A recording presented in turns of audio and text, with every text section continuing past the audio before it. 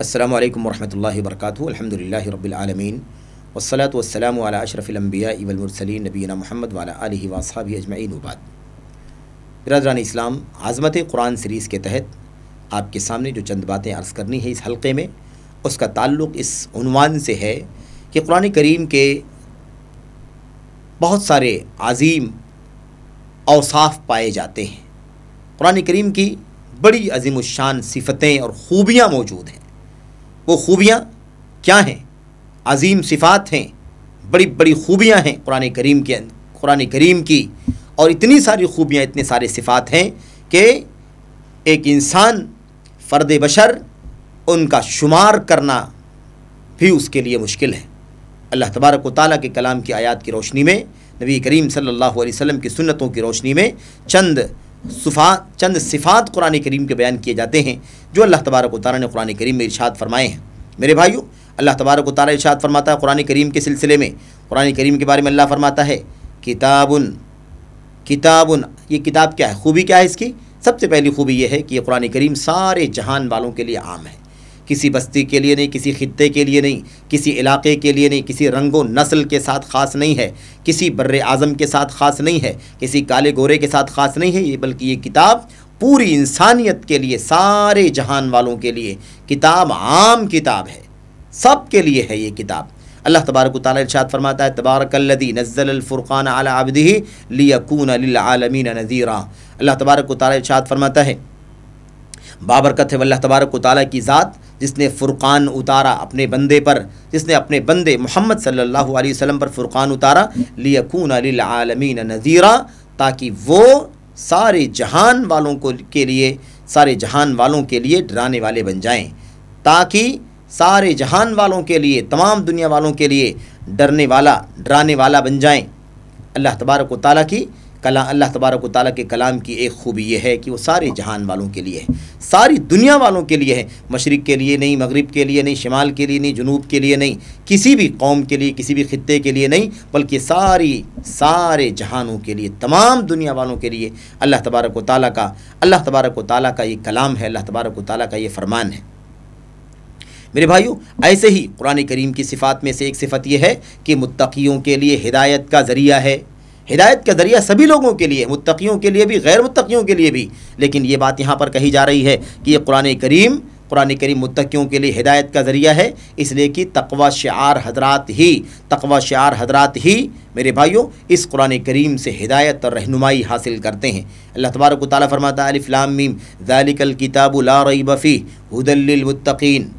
الف لام میم، یہ کتاب، اس کے اندر کوئی شک نہیں ہے، یہ کتاب سارے متقیوں کے لیے ہدایت کا ذریعہ ہے۔ میرے بھائیو، جیسا کہ پہلے بات آ چکی ہے کہ یہ اللہ تبارک و تعالیٰ کا کلام صرف متقیوں کے لیے ہدایت کا ذریعہ نہیں ہے، بلکہ ساری انسانیت کے لیے ہدایت کا ذریعہ ہے، لیکن چونکہ ہدایت حاصل کرنے والے صرف متقی حضرات ہیں، اس لیے یہ بات کہی جا رہی ہے۔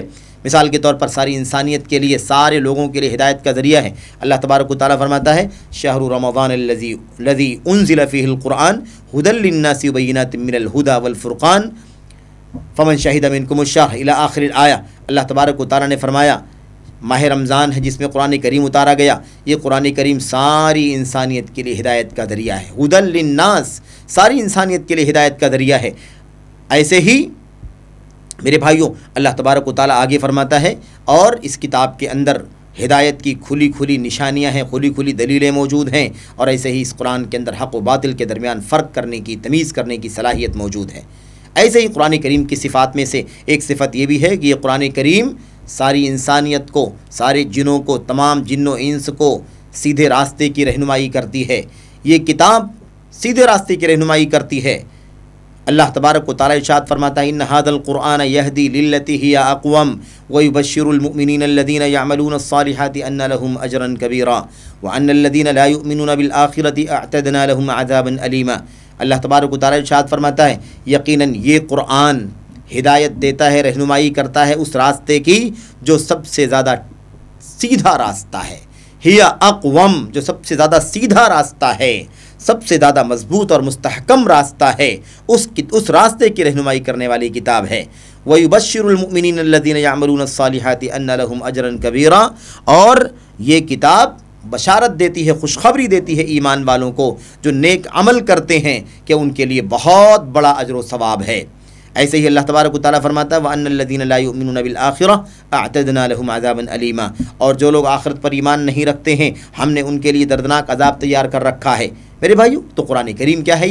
یہ لوگوں کو سیدھے راستے کی رہنمائی کرنے والی کتاب ہے، لوگوں کو سیدھے راستے کی رہنمائی کرنے والی کتاب ہے۔ ایسے ہی اس قرآن کریم کی صفات میں سے ایک صفت یہ بھی ہے کہ یہ قرآن زندگی ہے، یہ اللہ کا کلام زندگی ہے، یہ روح اور زندگی ہے۔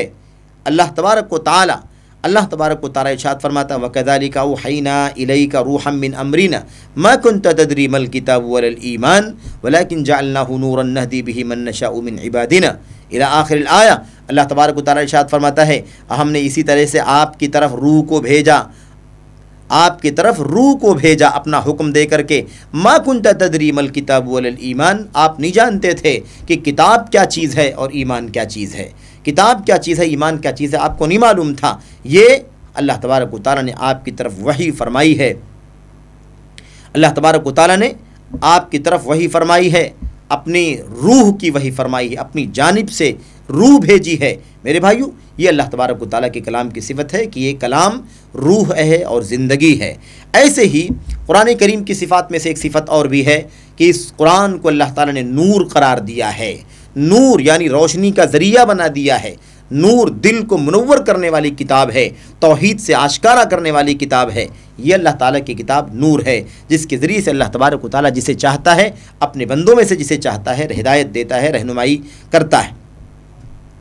اللہ تبارک و تعالیٰ ارشاد فرماتا ہے وَلَكِنْ جَعَلْنَاهُ نُورًا نَهْدِي بِهِ مَن نَّشَاءُ مِنْ عِبَادِنَا، لیکن ہم نے اسے بنایا ہے نور، ہم نے اس قرآن کریم کو نور بنایا ہے جس کے ذریعے سے ہم اپنے بندوں میں سے جسے چاہتے ہیں ہدایت دیتے ہیں، رہنمائی کرتے ہیں۔ ایسے آگے اللہ نے فرمایا یا ایھا الناس قد جاءکم برہان من ربکم وانزلنا الیکم نورا مبینا، اے ایمان والو تمہارے پاس تمہارے رب کی جانب سے برہان آ چکا ہے اور ہم نے تمہاری طرف کھلا ہوا نور بھیجا ہے، تمہاری طرف کھلا ہوا نور بھیجا ہے۔ میرے بھائیو، آپ دیکھیے اس قرآن کریم کو اللہ تبارک و تعالیٰ نے نور کہا ہے، نور تو یہ روشنی کا ذریعہ ہے۔ اس طرح سے میرے بھائیو قرآن کریم کی بہت ساری خوبیاں ہیں، بہت ساری صفات ہیں۔ انشاءاللہ تبارک و تعالیٰ ہم اگلے 1-2 حلقوں میں قرآن کریم کے چند مزید صفات کو آپ کے سامنے پیش کریں گے تاکہ ہم سمجھیں کہ قرآن کریم کی عظمت کا کیا عالم ہے، قرآن کریم کا کیا مقام ہے، ہمیں اس کی صفات سے پتہ چلے گا۔ اللہ سے دعا کرتے ہیں کہ اللہ تبارک و تعالیٰ ہمیں اور آپ کو قرآن کریم کی خوبیاں اور اس کے عظیم صفات کا علم حاصل کرنے کی توفیق عطا فرمائے۔ آمین رب العالمین، وصلی اللہ وسلم وبارک علی نبینا محمد وعلی آلہ وصحبہ اجمعین، والسلام علیکم ورحمۃ اللہ وبرکاتہ۔